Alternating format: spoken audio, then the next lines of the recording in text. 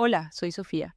A la mañana siguiente de pedirle ayuda para mis padres, lo encontré en su despacho, planeando en secreto cómo abandonarme antes de que nuestra vida se volviera demasiado complicada. En ese instante, los 3 años de matrimonio se sintieron como una mentira bien construida, una inversión a largo plazo que acababa de declararse en bancarrota emocional.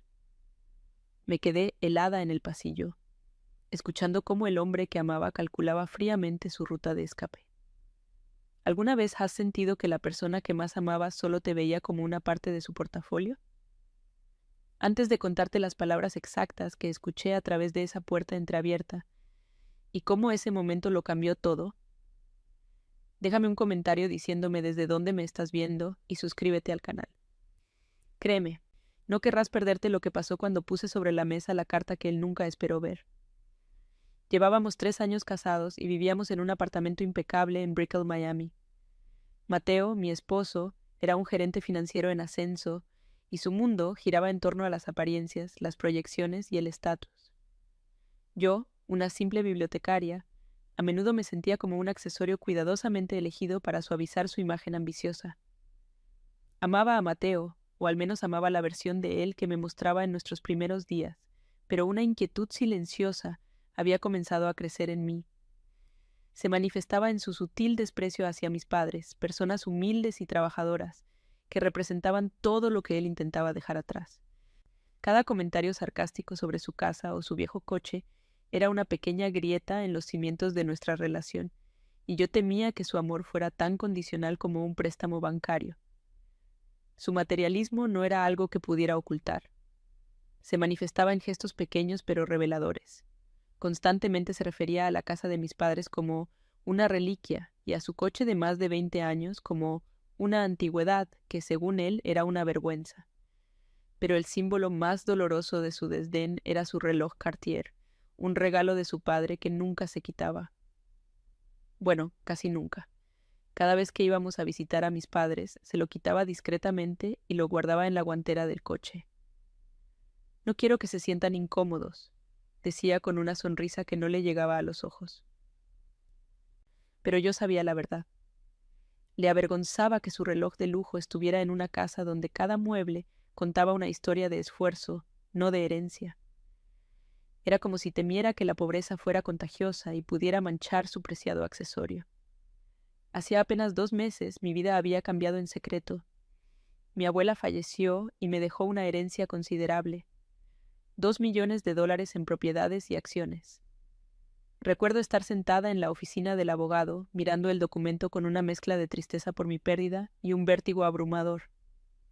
La carta oficial, con su lenguaje formal y sus cifras impactantes, se sentía como un objeto de otro mundo. Decidí no decirle nada a Mateo. No fue por desconfianza, al principio, sino por una necesidad de procesarlo sola. Sin embargo, a medida que sus comentarios sobre el dinero y el estatus se volvían más frecuentes, mi silencio se transformó en una prueba. Necesitaba saber si su amor por mí sobreviviría a una crisis financiera imaginaria antes de revelarle la fortuna que ahora nos pertenecía. La noche que decidí ponerlo a prueba, el aire en nuestro apartamento se sentía más frío y estéril que de costumbre. Las luces de la ciudad de Miami entraban por los ventanales, reflejándose en las superficies de mármol y acero de nuestra cocina minimalista. Me acerqué a él mientras revisaba unos informes en su laptop, fingiendo una angustia que me revolvía el estómago. Con la voz quebrada, le conté esta historia que había ensayado 1000 veces en mi cabeza. Mis padres lo habían perdido todo en una mala inversión. Sus ahorros de toda una vida se habían evaporado. Tendrán que mudarse con nosotros, Mateo, le dije, observando cada micromúsculo de su rostro. Su reacción fue impecable. Me abrazó. Me dijo que todo estaría bien y que encontraríamos una solución. Pero vi algo en sus ojos, una fracción de segundo de cálculo frío, como si su mente ya estuviera evaluando los daños. Esa noche fue la más larga de mi vida. Me acosté a su lado en nuestra enorme cama, sintiendo la distancia entre nosotros como un abismo. Él se durmió casi al instante, con la respiración tranquila de alguien que ya ha tomado una decisión, mientras yo me quedaba mirando el techo, repasando cada palabra, cada gesto. ¿Estaba siendo paranoica? ¿Estaba a punto de destruir mi matrimonio por una sospecha infundada? Cada sonido de la ciudad parecía amplificar mi ansiedad. El zumbido del aire acondicionado, las sirenas lejanas, todo se sentía como un presagio. Me aferré a la pequeña esperanza de que, a la mañana siguiente, él se despertara, me mirara con amor y me presentara un plan para ayudar a mi familia, demostrando que mis miedos eran solo fantasmas en mi cabeza. Me desperté con un silencio antinatural. La luz del amanecer se filtraba por las persianas, pero el lado de Mateo en la cama estaba vacío y frío. Un nudo de pánico se formó en mi garganta. Me levanté y caminé descalza por el apartamento. Todo estaba en su lugar, los cojines perfectamente alineados en el sofá de diseño, la barra de desayuno impecable, ni una taza fuera de lugar.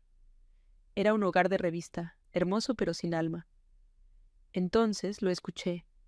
Una voz apagada, proveniente de su despacho. La puerta estaba casi cerrada, pero una pequeña rendija dejaba escapar el sonido de su voz. Una voz que reconocería en cualquier parte, pero con un tono que nunca antes le había escuchado. Era sereno, decidido y completamente desprovisto de emoción. Me acerqué con el corazón latiendo desbocado, pegando la oreja a la fría madera de la puerta. Estaba hablando por teléfono con su madre. Sus palabras eran como fragmentos de hielo que se clavaban en mi pecho. «No, mamá, no entiendes. Esto lo cambia todo», decía. «Trabajé demasiado para llegar a donde estoy. No voy a permitir que sus padres me arrastren con ellos y arruinen nuestro futuro». Hizo una pausa, escuchando lo que su madre le decía al otro lado. Luego pronunció la frase que hizo que todo mi mundo se derrumbara. «Tengo que salir de esto antes de que sea demasiado tarde. Será más limpio si lo hago ahora». No había dolor en su voz, solo estrategia.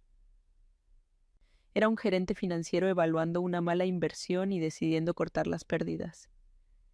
Y esa mala inversión era yo. En lugar de gritar o llorar, una calma extraña y dolorosa se apoderó de mí. Me alejé de la puerta sin hacer el más mínimo ruido, como si fuera un fantasma en mi propia casa. El shock inicial dio paso a una claridad brutal. Cada duda, cada pequeña señal de alerta que había ignorado durante años, ahora encajaba perfectamente. El reloj Cartier, sus comentarios sobre la casa de mis padres, su obsesión por la imagen, todo era parte del mismo rompecabezas. Miré a mi alrededor, al apartamento por el que él estaba tan orgulloso, y por primera vez lo vi como lo que realmente era, una jaula dorada. Y en ese preciso instante supe exactamente lo que tenía que hacer. Mi plan ya no era una prueba. Se había convertido en mi única salida. Regresé a nuestra habitación, moviéndome con un sigilo que no sabía que poseía. El sol de la mañana entraba a raudales, iluminando un espacio que de repente me parecía ajeno, como la suite de un hotel de lujo donde solo estaba de paso. Cada objeto, desde los cojines de seda hasta el arte abstracto en la pared, parecía un accesorio en la obra de teatro de Mateo, una escenografía cuidadosamente seleccionada para proyectar éxito. Ya no era mi hogar. Era el portafolio de inversiones de un hombre que acababa de decidir que yo ya no era un activo rentable. La tristeza no era aguda, sino un peso sordo y frío en el fondo de mi estómago, el tipo de dolor que llega para quedarse y te cambia para siempre. No había lágrimas, solo una claridad devastadora que lo enfocaba todo con una precisión insoportable. Abrí el armario, ignorando la ropa de diseñador que él había insistido en comprarme, y saqué una pequeña maleta de lona. Mis manos se movían con una autonomía sorprendente, eligiendo no lo valioso, sino lo invaluable. Un par de fotos de mis padres, el viejo libro de poemas que mi abuela me leía, un suéter gastado que me recordaba a mi hogar. Eran cosas que no tenían cabida en este mundo de superficies pulidas y afectos calculados. Por último, caminé hacia el cajón de mi mesita de noche y saqué el sobre grueso y de aspecto oficial. La carta del abogado, la deslicé dentro de la maleta, sintiendo su peso como si fuera un ancla o un salvavidas. Aún no estaba segura de cuál.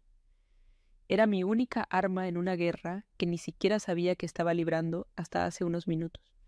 Justo cuando cerraba la cremallera, escuché sus pasos por el pasillo. Entró en la habitación con una sonrisa ensayada, la misma que usaba en sus reuniones de negocios. Se acercó y me rodeó con sus brazos, un gesto que ahora se sentía como una jaula. «Buenos días, mi amor», susurró contra mi cabello. «¿Dormiste bien?». La hipocresía de sus palabras fue tan abrumadora que por un instante temí que mi corazón dejara de latir. Me limité a asentir, incapaz de mirarlo a los ojos, por miedo a que viera el abismo de conocimiento que se había abierto en los míos. Su tacto, que una vez me había reconfortado, ahora me quemaba la piel. Quería alejarme, gritarle, pero mi plan requería un tipo de fuerza diferente. La fuerza del silencio y la observación. Se apartó y su rostro adoptó una expresión de seriedad calculada. «Estuve pensando en lo de tus padres», dijo, sentándose al borde de la cama y alisando una arruga inexistente en el edredón. «Es una situación complicada, Sofía. Tenemos que ser inteligentes al respecto. No podemos dejar que esto afecte todo lo que hemos construido». No habló de ayudarlos, sino de gestionar el problema. Su lenguaje era el de un gerente de riesgos, no el de un yerno o un esposo. Cada palabra era una confirmación de la llamada que había escuchado, una prueba más de que su preocupación no era por mi familia, sino por su propio patrimonio. Estaba delineando los términos de mi abandono, envolviéndolos en un falso discurso de prudencia y responsabilidad compartida. Luego, abordó el tema del dinero, su tema favorito. «Afortunadamente, yo me encargo de las finanzas, así que tenemos un colchón», dijo con un aire de superioridad paternalista. «Pero tendremos que posponer algunos planes. El nuevo BMW tendrá que esperar, y tal vez la casa en Coral Gables también». Lo dijo como si me estuviera haciendo un favor, como si su sacrificio fuera renunciar a un lujo para poder lidiar con la carga que yo le imponía. Me miró, esperando mi gratitud, mi alivio, pero yo solo veía a un hombre que estaba calculando cuánto le costaría mantenerme cerca un poco más, mientras planeaba la forma más rentable de deshacerse de mí. La casa en Coral Gables, nuestro supuesto sueño compartido, ahora sonaba como el precio de mi silencio. En ese momento, un recuerdo fugaz me asaltó. Recordé nuestro primer aniversario, cuando me regaló un bolso de marca carísimo. Yo me sentía abrumada e incómoda. Era demasiado ostentoso para mi estilo. «Quiero que el mundo vea lo valiosa que eres», me había dicho. En ese entonces, sus palabras me parecieron románticas. Ahora, entendía su verdadero significado. No se trataba de mi valor, sino del suyo. Yo era una extensión de su marca personal, y cada regalo era una inversión para mejorar su propia imagen. El bolso, el apartamento, incluso yo misma. Éramos activos en su balance general. La revelación fue como un golpe físico, dejándome sin aire y con una sensación de náusea que subía desde lo más profundo de mi ser. Mientras yo procesaba esta dolorosa verdad, él continuó con su rutina matutina, ajeno a la tormenta que se desataba dentro de mí. Se dirigió al vestidor y comenzó a arreglarse para el trabajo. Observé cómo se ponía su impecable traje gris, cómo anudaba su corbata con una precisión mecánica. Y entonces lo vi tomarlo de su estuche de terciopelo, su reloj Cartier. Lo abrochó en su muñeca con un chasquido familiar. La luz se reflejó en el oro y el acero, un destello frío y metálico. Ese reloj, el mismo que se quitaba avergonzado antes de entrar en la humilde casa de mis padres, ahora parecía un grillete. Era el símbolo perfecto de su dualidad, de su desprecio disfrazado de discreción. Era la armadura que usaba para enfrentar un mundo que valoraba las apariencias por encima de todo. «Quizás deberíamos buscarles un pequeño apartamento de alquiler cerca de aquí», continuó, ajustándose el reloj. «Algo temporal, por supuesto, hasta que se recuperen». Su tono era magnánimo, como si estuviera ofreciendo una solución generosa. Pero yo sabía lo que significaba temporal. Significaba hasta que encuentre la manera de echarlos a ellos y a ti de mi vida. Estaba construyendo su coartada, creando una narrativa en la que él era el esposo solidario y sacrificado, para poder contarla después de que yo ya no estuviera. Cada palabra era una pieza más en el rompecabezas de su engaño, y yo lo estaba observando armarlo todo, pieza por pieza, con una calma aterradora que lo desconcertaba. Mi silencio empezó a incomodarlo. Se giró y me miró fijamente, frunciendo ligeramente el ceño. ¿Pasa algo, Sofía? Estás muy callada esta mañana. Sé que es mucho que asimilar, pero juntos lo resolveremos. La falsedad en su voz era tan palpable que casi podía tocarla. Me limité a encogerme de hombros y forzar una pequeña sonrisa. Solo estoy cansada, mentí. No dormí mucho. Mi respuesta pareció satisfacerlo, o al menos aliviar su sospecha momentánea. Volvió a su reflejo en el espejo, dándole los toques finales a su apariencia. El perfecto hombre de éxito que había construido con tanto esmero. No tenía idea de que los cimientos de su mundo estaban a punto de derrumbarse. Finalmente, tomó su maletín y se acercó a la puerta. Se inclinó para darme un beso en la mejilla, un contacto frío y fugaz que me erizó la piel. Piénsalo, dijo. Hablaremos de las opciones esta noche. Todo saldrá bien, ya verás. La puerta se cerró detrás de él con un clic suave y definitivo. El sonido resonó en el silencio del apartamento, marcando el final de una era. Me quedé inmóvil durante varios minutos, escuchando el eco de sus mentiras. El aire parecía más ligero, como si su presencia hubiera estado consumiendo todo el oxígeno de la habitación. Miré el apartamento, ahora vacío, y sentí una oleada de determinación. La injusticia había sido expuesta. Ahora comenzaba mi respuesta. La calma que sentía no era resignación, sino el preludio de la acción. Me acerqué a la ventana y observé cómo su coche de lujo salía del estacionamiento, una mancha oscura y brillante que se alejaba hacia el distrito financiero. Lo vi desaparecer en el tráfico de la mañana y con él se fue la última pizca de la mujer que había sido. La Sofía ingenua que creía en los cuentos de hadas modernos. La mujer que quedaba era diferente. Estaba herida, sí, pero también estaba despierta. Tomé mi teléfono y marqué el número de mi abogado. No iba a esperar hasta la noche para hablar de opciones. Iba a crear las mías. La conversación que Mateo había iniciado con su madre esa mañana, yo la terminaría, pero bajo mis propios términos. Mi conversación con el abogado fue breve y directa. No entré en los detalles emocionales, solo en los hechos. Le expliqué que había descubierto una intención de abandono por parte de Mateo y que necesitaba entender mis opciones, especialmente a la luz de mi reciente herencia. Su voz, a través del teléfono, era un bálsamo de profesionalismo en medio de mi caos interno. Me aconsejó no hacer ningún movimiento precipitado, no confrontarlo directamente y, sobre todo, reunir cualquier evidencia que pudiera respaldar mi posición. La calma es tu mejor aliada en este momento, Sofía, me dijo antes de programar una reunión para esa misma tarde. Colgué el teléfono sintiendo que había recuperado una pequeña porción de control. Ya no era solo una esposa traicionada, era una clienta preparando su caso. Después de la llamada, una extraña mezcla de adrenalina y un miedo helado se apoderó de mí. El plan en mi cabeza comenzó a tomar una forma más nítida y definida.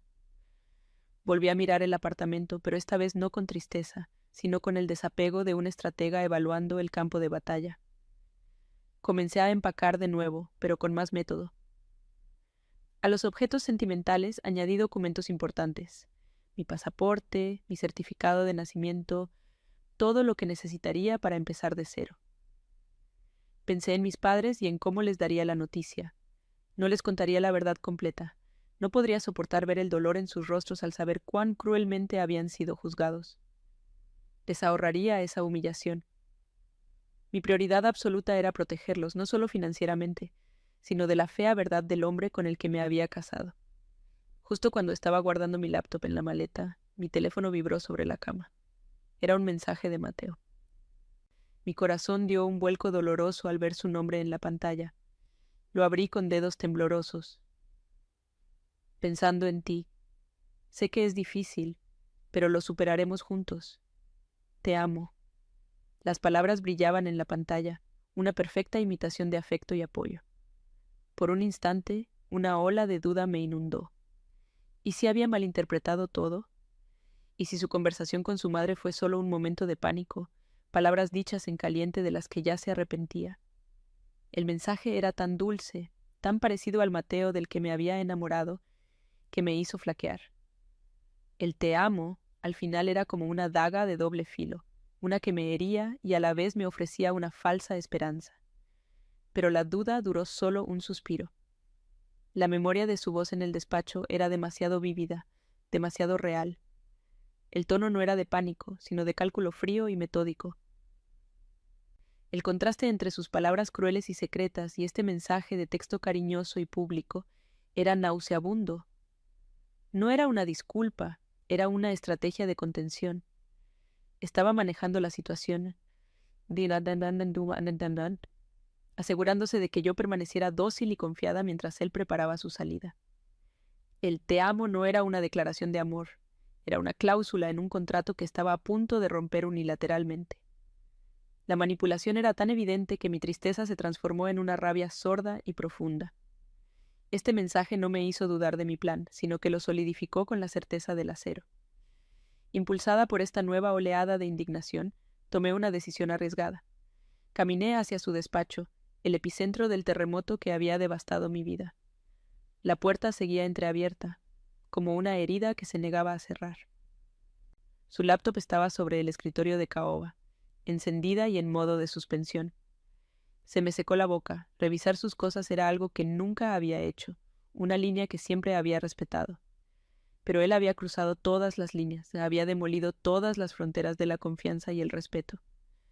Me senté en su silla de cuero, que aún parecía conservar el calor de su cuerpo, y toqué el trackpad. La pantalla cobró vida al instante. No tenía contraseña, su arrogancia era tal que ni siquiera se molestaba en ocultar sus huellas. Lo que encontré fue peor de lo que había imaginado. Su navegador web estaba abierto en una página de bienes raíces. Su historial de búsqueda reciente era una lista de puñaladas directas a mi corazón, apartamentos de un dormitorio en alquiler South Beach, contratos de arrendamiento flexibles Miami, estudios amueblados, disponibilidad inmediata. No estaba buscando un lugar para mis padres. Estaba buscando un apartamento de soltero para él. Estaba organizando su huida, asegurándose de tener un lugar cómodo donde aterrizar después de deshacerse de su mala inversión. La frialdad de su planificación era psicopática. No había rastro de conflicto o remordimiento, solo una logística eficiente para desmantelar nuestra vida en común. Era la prueba irrefutable que el abogado me había dicho que buscara. La náusea volvió con más fuerza, pero esta vez venía acompañada de una extraña sensación de poder. Ya no había espacio para la interpretación o la duda. Estaba viendo la verdad en blanco y negro en la pantalla de alta resolución de su MacBook. En una pestaña diferente, tenía abierto su correo electrónico. Había un borrador de un mensaje dirigido a un agente inmobiliario. «Hola, Mark», comenzaba. «Siguiendo nuestra conversación, necesito asegurar algo para el próximo mes. Busco un lugar moderno, con buenas vistas, ideal para una transición personal». ¿Transición personal? Usaba el mismo lenguaje corporativo y desinfectado que usaba en su trabajo para describir la demolición de nuestro matrimonio.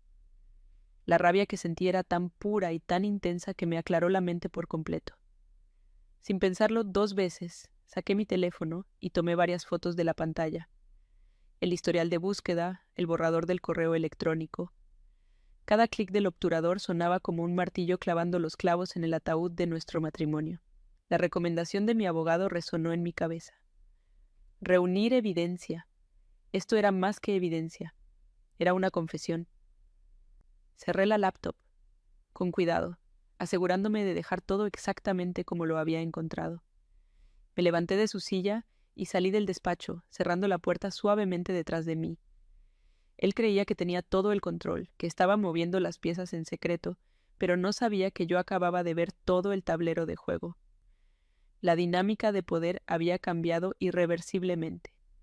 Regresé a la sala de estar y me detuve frente a los enormes ventanales.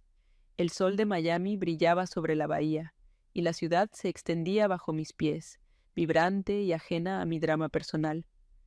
Durante años había visto esta vista como un símbolo de nuestro éxito, de la vida que estábamos construyendo juntos. Ahora solo veía una jaula de cristal.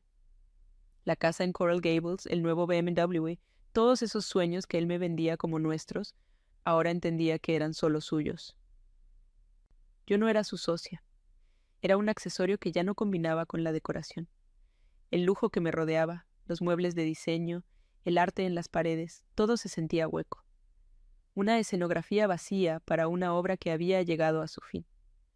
Me senté en el sofá de lino blanco, el mismo lugar donde anoche le había contado mi mentira piadosa.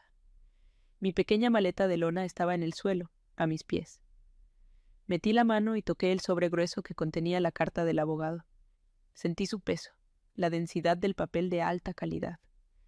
Este documento, que había sido una fuente de ansiedad y secreto, ahora se sentía como mi única arma, mi declaración de independencia. Ya no esperaba a que él volviera para escuchar sus opciones. Ahora la única pregunta era cómo y cuándo le presentaría las mías. El juego había cambiado. Ya no se trataba de si él me dejaría, sino de cómo lo dejaría yo a él. La tensión en el aire ya no era de miedo, sino de anticipación. Estaba lista para el acto final. El sol comenzaba a descender sobre la bahía de Biscayne, pintando el cielo de tonos anaranjados y púrpuras que se reflejaban en los rascacielos de cristal.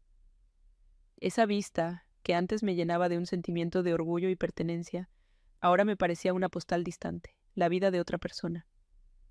Sostuve la carta del abogado en mis manos, no ya como un secreto pesado, sino como un pasaporte. Cada párrafo de jerga legal representaba un ladrillo en el muro que estaba a punto de construir entre mi pasado y mi futuro.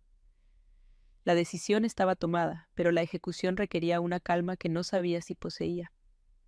El plan en mi mente era simple, silencioso y, sobre todo, definitivo.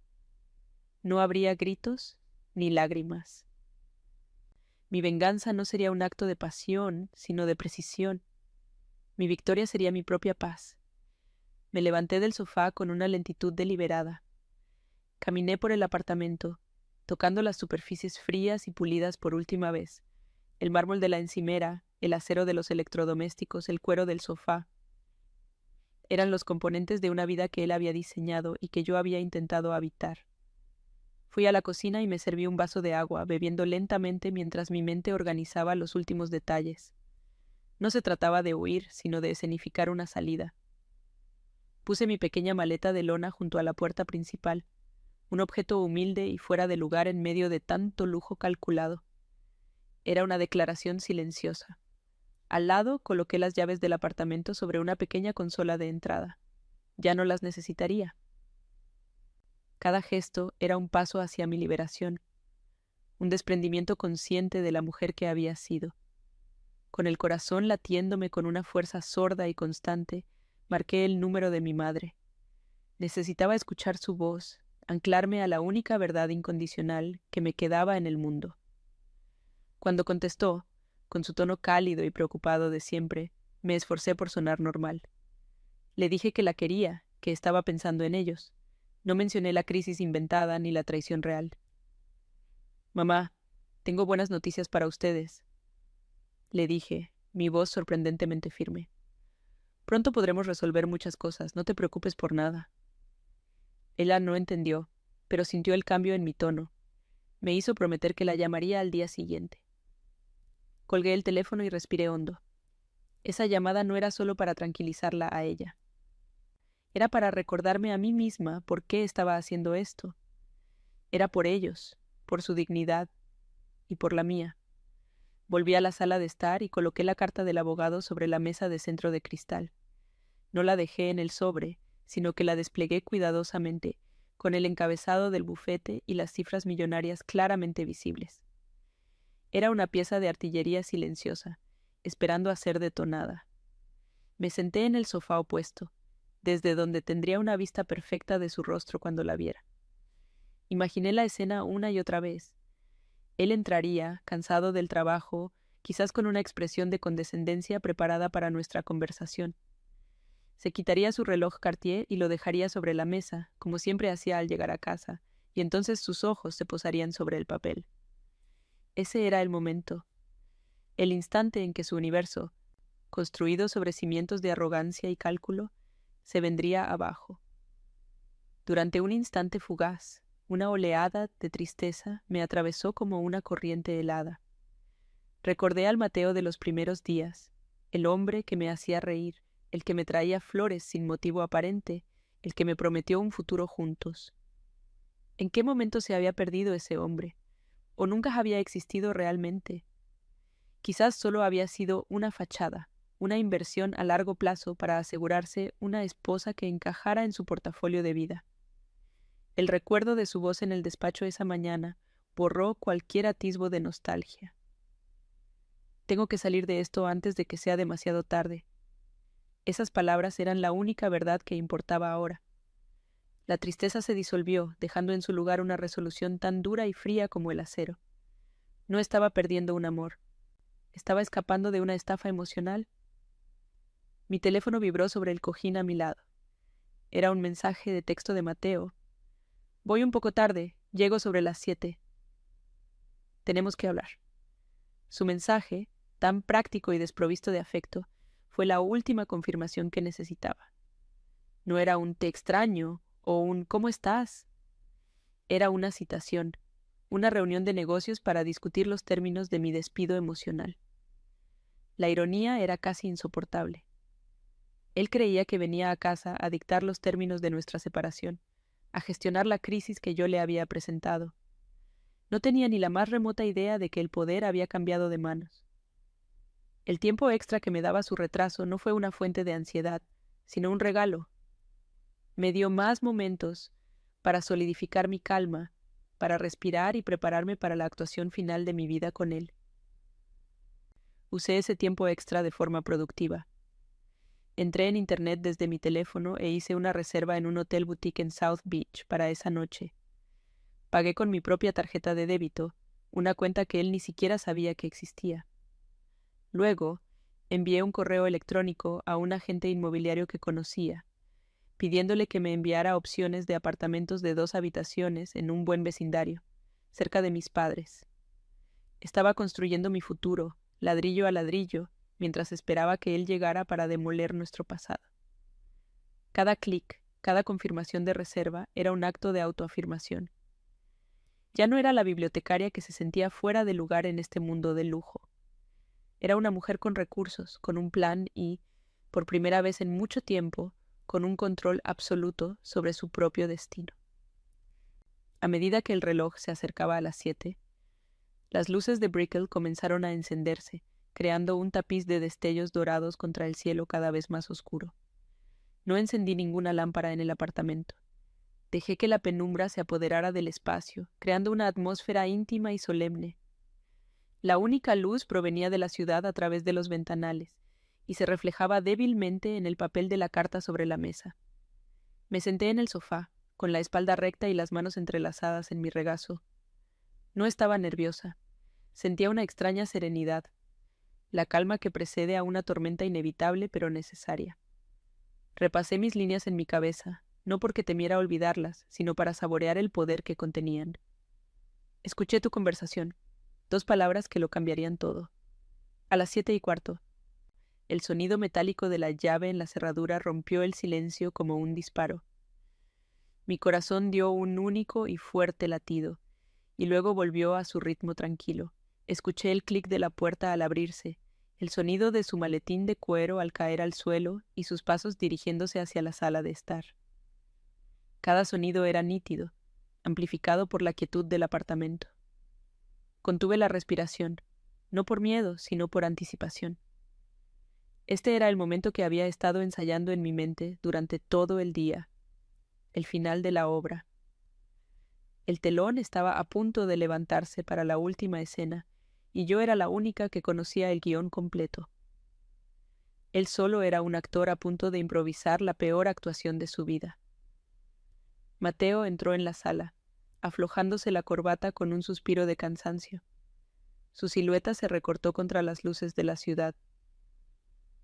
No me vio de inmediato, sumido como estaba en su propio mundo de estrés y ambición. «Sofía, qué oscuro está aquí», dijo, su voz resonando en el espacio silencioso. Caminó hacia la mesa de centro, probablemente para dejar sus cosas, y fue entonces cuando se detuvo.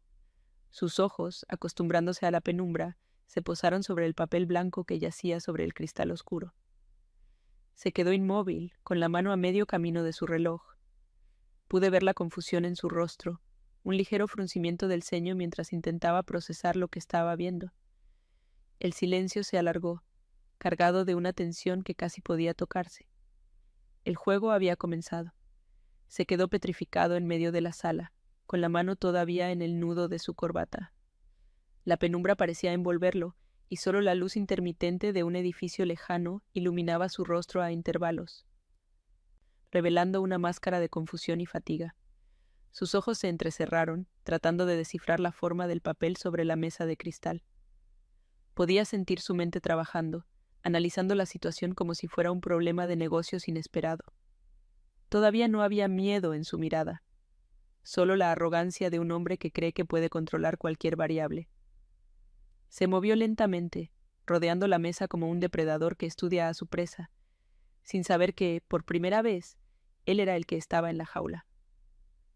El silencio se estiró, pesado y denso, cargado con todo lo que no se había dicho durante 3 años. Finalmente, rompió el silencio, su voz con un tono de impaciencia contenida. «¿Qué es esto, Sofía? ¿Algún otro problema?» No me miró mientras lo decía. Su atención estaba fija en el documento. Con un gesto automático, se desabrochó su reloj Cartier y lo dejó sobre la mesa, justo al lado de la carta. El chasquido del metal contra el cristal fue el único sonido en la habitación. Fue un acto tan rutinario, tan inconsciente, y sin embargo, en ese momento, se sintió increíblemente simbólico. Su reloj, el símbolo de todo lo que él valoraba, de su estatus y su desdén por mi mundo, ahora yacía junto a la prueba de todo lo que estaba a punto de perder. La ironía era tan cruel y tan perfecta que casi me hizo sonreír. Se había despojado de su armadura justo antes de la batalla final. No respondí su pregunta. En su lugar, dejé que mis propias palabras cayeran en el silencio, suaves pero con el peso del acero. «Escuché tu conversación», dije. Mi voz no tembló. Salió clara y firme, desprovista de la histeria o el dolor que él probablemente esperaba. Levantó la vista de golpe, sus ojos finalmente encontrándome en la oscuridad. Vi la confusión transformarse en una fracción de segundo en algo más, una chispa de alarma. La calma de mi voz pareció golpearlo más fuerte que un grito. Repitió mis palabras como un eco hueco. ¿Mi conversación? La negación ya estaba formándose en sus labios, el mecanismo de defensa de un hombre acostumbrado a reescribir la realidad para que se ajustara a sus necesidades. Pero esta vez la realidad no era negociable, y yo tenía los recibos. Un destello de pánico cruzó sus ojos, pero lo enmascaró rápidamente con una expresión de ofensa. «No sé de qué estás hablando», dijo, su voz un poco más alta de lo normal. «¿Estuviste espiándome? ¿Qué te pasa?» Intentó girar la situación, convertirme en la villana, la esposa paranoica e irracional. Era una táctica que había usado antes en discusiones menores y siempre funcionaba. Pero yo ya no era la misma mujer que anoche le había suplicado ayuda. Balbuceó algo sobre una llamada estresante del trabajo, una mentira tan torpe y tan transparente que sentí lástima por él. Estaba improvisando, y se notaba. El gran estratega financiero, el hombre que planificaba cada movimiento, había sido sorprendido completamente fuera de guardia. Su castillo de cartas estaba temblando. Ignoré su patético intento de desviar la atención y continué con mi letanía tranquila. «Buscabas apartamentos de un dormitorio en South Beach», dije, cada palabra como una gota de veneno. «Y estabas escribiendo un correo electrónico a un agente inmobiliario para tu... ¿Cómo lo llamaste?» «Ah, sí, tu transición personal». Observé cómo el color desaparecía de su rostro. La mención de los detalles específicos de sus propias palabras le robó cualquier posibilidad de negación plausible. Esto no era una suposición o un ataque de celos. Era un hecho, la evidencia que había encontrado en su laptop, su propio plan de escape meticulosamente trazado, ahora se había convertido en las cadenas que lo ataban a su traición. Se quedó sin palabras, con la boca ligeramente abierta, como un pez fuera del agua. El hombre, que se enorgullecía de su compostura, de su control inquebrantable, se desmoronó frente a mis ojos. Su cuerpo pareció encogerse, la postura dominante que siempre adoptaba se desvaneció, reemplazada por la de un niño atrapado en una mentira.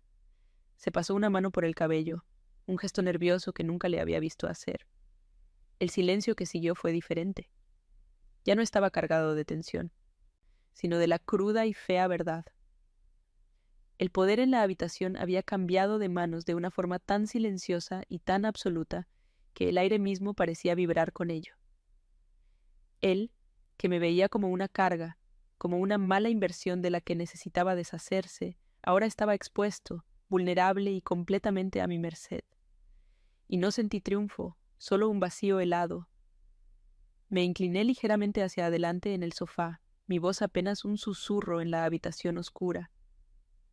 Lo más gracioso de todo esto, Mateo, continué, es que yo quería darte todo. Hice una pausa, asegurándome de que me estuviera escuchando, de que cada sílaba se registrara. La casa en Coral Gables, el BMW nuevo, todos tus sueños, quería ponerlos en tus manos. Lo miré directamente a los ojos, dejando que la enormidad de lo que estaba diciendo lo golpeara. Y tú no quisiste darme nada, ni siquiera la decencia de una conversación honesta, solo un plan de escape cobarde. Mi voz se quebró por primera vez en la última palabra, no por tristeza, sino por el puro desprecio que sentía.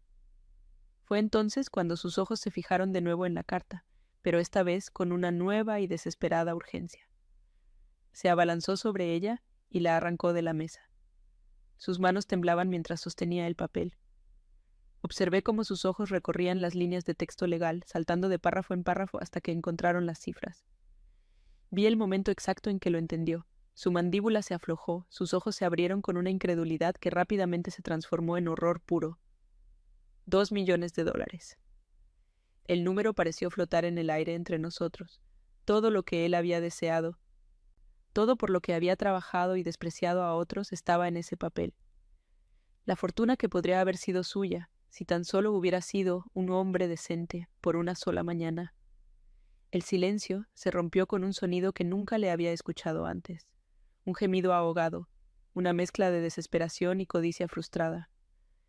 Dejó caer la carta sobre la mesa como si le quemara. Sofía, mi amor, no, tartamudeó, dando un paso hacia mí. Su rostro estaba descompuesto, la máscara de éxito reemplazada por una mueca de pánico abyecto. No es lo que parece. Estaba asustado, ¿entiendes? Entré en pánico. Mi madre, ella me metió ideas en la cabeza. Pero yo te amo a ti. La palabra amor sonó obscena saliendo de su boca. Era un intento patético, un último y desesperado movimiento en un juego que ya había perdido. Suplicaba no por mí, sino por el dinero que representaba. Y en ese instante, cualquier resto de sentimiento que pudiera haber quedado por él se convirtió en cenizas. No le respondí.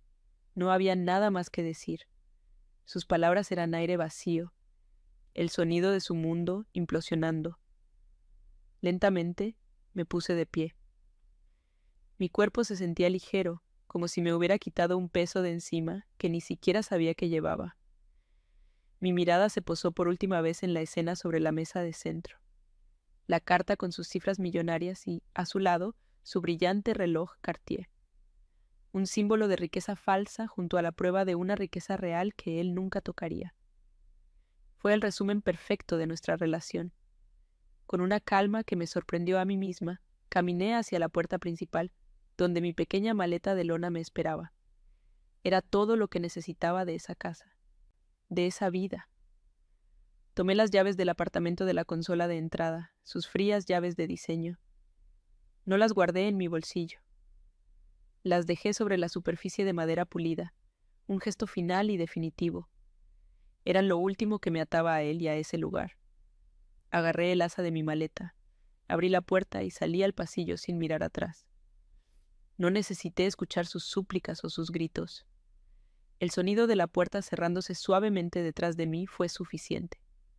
Fue el sonido de mi libertad, el sonido del final de su juego y el comienzo de mi vida. Estaba sola en el pasillo silencioso de un edificio de lujo, pero por primera vez en años me sentía verdaderamente en casa. Al otro lado de la puerta, el silencio del pasillo de mármol se sentía como un santuario. Cada paso que daba hacia el ascensor era ligero, deliberado. No corrí, no miré hacia atrás. Mientras el ascensor descendía los 30 pisos, vi mi reflejo en las puertas de acero pulido. una mujer con una pequeña maleta de lona y una expresión que no era ni triste ni feliz, sino simplemente serena. Afuera, el aire nocturno de Miami era cálido y húmedo. Tomé un taxi hacia South Beach, observando las luces de la ciudad que una vez representaron un sueño compartido y que ahora eran solo el telón de fondo de mi emancipación. En la habitación del hotel, con su decoración anónima y su vista al mar oscuro, me sentí más en casa que en los últimos 3 años. Deshice la maleta, coloqué la foto de mis padres en la mesita de noche y por primera vez en 24 horas respiré profundamente. A la mañana siguiente me desperté con el sonido de las olas, no con el silencio calculador de un hombre planeando su traición. Mi primera llamada fue a mi abogado. Con una voz que sonaba sorprendentemente profesional, le informé de los acontecimientos y le envié las fotos que había tomado de la laptop de Mateo. Me confirmó que, aunque no teníamos un acuerdo prenupcial, el hecho de que la herencia fuera un bien separado y la evidencia de su intención de abandonar el matrimonio antes de conocer su existencia jugaban abrumadoramente a mi favor. Su codicia lo ha dejado sin argumentos, Sofía, me dijo. Iniciaremos los trámites de divorcio de inmediato. No te preocupes, yo me encargaré de toda la comunicación. Colgué el teléfono sintiendo no una sed de venganza, sino la tranquilidad de saber que la justicia a veces es simplemente una cuestión de buena documentación y una sincronización impecable. Mi teléfono había estado vibrando sin parar con docenas de mensajes y llamadas perdidas de Mateo. Eran una mezcla patética de súplicas desesperadas, declaraciones de amor falsas y amenazas veladas sobre arruinar mi vida. Finalmente, decidí contestar no para negociar ni para discutir, sino para establecer un límite definitivo. Su voz era un torbellino de pánico. Sofía, tenemos que hablar, cometí un error terrible, ese dinero es nuestro dinero. Podemos tenerlo todo. Su lapsus, ese dinero, antes que cualquier mención a mí, lo dijo todo. No, Mateo, lo interrumpí con una calma que lo desarmó. No hay nada que hablar. A partir de ahora, cualquier comunicación será a través de mi abogado. Antes de que pudiera responder, colgué. Bloqueé su número. El arco de nuestra relación no terminó con una explosión, sino con el silencio digital de un contacto eliminado. La parte más difícil fue hablar con mis padres. Conduje hasta su casa, la misma casa que Mateo había llamado una reliquia, y me sentí envuelta por su calidez desde el momento en que crucé la puerta. Sentados en su modesta sala de estar, les conté que Mateo y yo nos íbamos a separar. Les ahorré los detalles más crueles. No necesitaban saber que el hombre que habían acogido en su familia los veía como un lastre. Simplemente les dije que queríamos cosas fundamentalmente diferentes de la vida y que el amor se había acabado. Mi madre, Elena, me abrazó con fuerza, sus ojos llenos de preocupación solo por mí. Mi padre, Javier, me puso una mano en el hombro y dijo: «Esta siempre será tu casa, hija, siempre». Su amor incondicional era el único patrimonio que realmente importaba. Y en ese momento me sentí la mujer más rica del mundo. Después de asegurarles que yo estaba bien, les conté la otra noticia. Saqué una copia de la carta del abogado de mi bolso y se la puse en las manos. Les expliqué lo de la herencia de mi abuela, la fortuna que había cambiado mi vida en secreto. Antes de que pudieran procesar el impacto de la cifra, les dije mi plan. Lo primero que voy a hacer, dije, mi voz firme pero llena de emoción, es comprar esta casa. Quiero que sea suya, sin deudas, sin preocupaciones, para siempre. Las lágrimas brotaron de los ojos de mi madre, y mi padre, un hombre de pocas palabras, simplemente me miró con un orgullo tan profundo que me llenó el alma. No era un acto de caridad, era un acto de justicia. Estaba usando el dinero no para comprar lujos, sino para comprarles la paz mental que se merecían. Los siguientes meses fueron un borrón de trámites legales. Tal como el abogado predijo, Mateo intentó luchar. Su defensa fue que la angustia emocional por la falsa noticia de mis padres lo había llevado a un error de juicio temporal, y que la herencia debía considerarse un activo matrimonial. Pero las fotos de su historial de búsqueda y el borrador del correo electrónico a su agente inmobiliario contaban una historia diferente, la de un plan premeditado. Al final, el juez desestimó sus reclamos sobre mi herencia. Se quedó con su coche de lujo, su mitad del apartamento de Brickell, que vendimos rápidamente, y su preciado reloj Cartier. Lo perdió todo, no en términos financieros, sino en términos de carácter. Se quedó solo con la imagen de éxito que tanto se había esforzado en construir, ahora hueca y empañada. Yo, por mi parte, no me mudé a una mansión en Coral Gables. Compré un acogedor apartamento de 2 habitaciones en Coconut Grove, un lugar lleno de luz, plantas y estanterías repletas de libros. Estaba lo suficientemente cerca de mis padres como para visitarlos a menudo, pero también era mi propio espacio, un santuario que reflejaba quién era yo, no quién pretendía ser. Mantuve mi trabajo en la biblioteca porque amaba estar rodeada de historias. El dinero no se convirtió en mi identidad, sino en mi red de seguridad. Me dio la libertad de vivir una vida tranquila y auténtica, sin la presión constante de tener que impresionar a nadie. Me permitió ser, simplemente, Sofía. La verdadera riqueza, descubrí, no era tener mucho, sino no necesitar nada más. Unos 6 meses después del divorcio, estaba sentada en el jardín trasero de la casa de mis padres. El sol de la tarde se filtraba a través de las hojas de un viejo árbol de mango y el césped estaba recién cortado. Les había ayudado a construir una pequeña pérgola y ahora estábamos sentados bajo ella, bebiendo limonada fría. Mi padre estaba contando una de sus viejas historias y mi madre reía a carcajadas. El viejo coche seguía aparcado en la entrada, pero ahora, en lugar de verlo como un símbolo de carencia, lo veía como un testimonio de durabilidad y constancia. Miré sus rostros, relajados y genuinamente felices, y sentí una paz tan profunda y tan real que me llenó por completo. Esta era la vida que Mateo había despreciado, y era la vida más lujosa que jamás podría haber imaginado. No he vuelto a saber de Mateo y no me interesa hacerlo. Su madre, según supe por un conocido en común, todavía se queja de la oportunidad de oro que su hijo dejó escapar. Para mí, él es solo el recuerdo de una lección aprendida. No siento odio ni deseo de venganza, solo una inmensa gratitud por la claridad que me dio su traición. Me enseñó a reconocer el valor real de las cosas y de las personas. Mi futuro no está definido por una nueva relación o por la fortuna que poseo, sino por la libertad que he construido para mí misma. Miro el jardín, escucho las risas de mis padres y sé, con una certeza absoluta, que no perdí nada de valor. Al contrario, lo recuperé todo, empezando por mí misma. Mirando hacia atrás me doy cuenta de que la mayor ironía de mi historia no es el dinero. La verdadera fortuna no estaba en esa carta del abogado, sino en la claridad que me regaló la traición de Mateo. Ese horrible momento, escuchando su voz fría y calculadora a través de la puerta, fue el precio que tuve que pagar por mi libertad. A veces, la vida tiene que destrozar el mundo que crees conocer para mostrarte el que realmente mereces. Me quitó un esposo, pero me devolvió a mí misma, y ese es un intercambio que haría 1000 veces más sin dudarlo. El dolor de esa mañana fue agudo, pero fue el bisturí que extirpó un cáncer de mi vida, un cáncer que yo, por amor, me negaba a ver. Muchas veces nos aferramos a relaciones que nos hacen sentir pequeños, que nos evalúan constantemente bajo una lupa de expectativas inalcanzables. Nos convencemos de que su amor es un premio que debemos ganar, y en el proceso olvidamos nuestro propio valor. Permíteme preguntarte algo. ¿Alguna vez has sentido que tienes que disculparte por ser quien eres? ¿Por tu familia? ¿Por tus orígenes? ¿Por no encajar en el molde perfecto que alguien más diseñó para ti?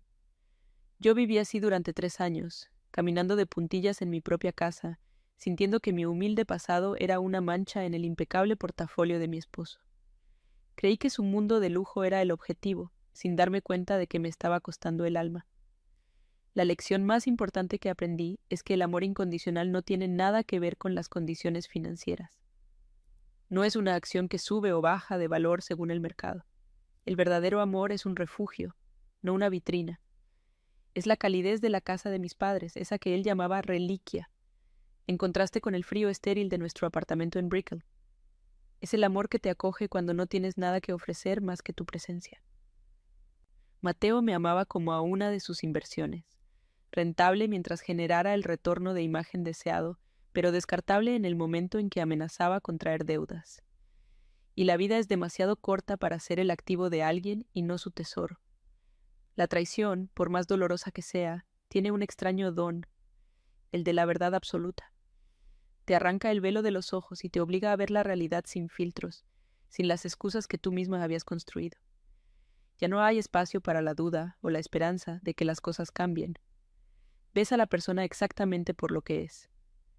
Ese descubrimiento no fue solo el final de mi matrimonio, fue el final de mi ingenuidad. Me enseñó que las banderas rojas no son para ser analizadas, son para ser obedecidas. Me enseñó que cuando alguien te muestra quién es en los momentos de presión, debes creerle a la primera, no a la 20ª. Su frialdad fue mi despertar. El dinero de mi abuela no fue mi salvación, fue simplemente la herramienta. Mi verdadera salvación fue la decisión que tomé esa mañana, la decisión de elegirme a mí misma, de elegir mi dignidad por encima de la comodidad, mi paz por encima de la apariencia. El poder no reside en tener los recursos para irte, sino en encontrar la fuerza interior para hacerlo, incluso si tuvieras que irte sin nada. Para cualquiera que esté en una situación similar, quiero decirles que su valor no está determinado por la cuenta bancaria de su pareja, ni por la marca de su ropa, ni por la dirección de su casa. Su valor es inherente, innegociable y completamente suyo. Así que, al final, esta no es una historia sobre una herencia millonaria. Es una historia sobre heredar tu propio poder. Se trata de entender que la verdadera riqueza es rodearte de personas que te celebrarían de la misma manera si vivieras en un palacio o en un pequeño apartamento. Es la seguridad de saber que el amor que te rodea no tiene precio ni está a la venta. Es la paz que sientes al final del día cuando te miras al espejo y reconoces a la persona que te devuelve la mirada, una persona íntegra, valiente y, sobre todo, libre. Perder a Mateo fue como perder unas cadenas que yo confundía con pulseras. Si mi historia te ha tocado de alguna manera, si alguna vez te has sentido infravalorado o has tenido que luchar para reclamar tu lugar en el mundo, déjame un comentario contándome tu experiencia. Estas historias nos conectan y nos recuerdan que no estamos solos en nuestras batallas. Y si quieres seguir escuchando relatos de resiliencia, de justicia y de cómo las personas reales encuentran su fuerza en los momentos más oscuros, suscríbete al canal y activa las notificaciones. Juntos podemos construir una comunidad donde el valor de cada persona sea la única moneda que importa.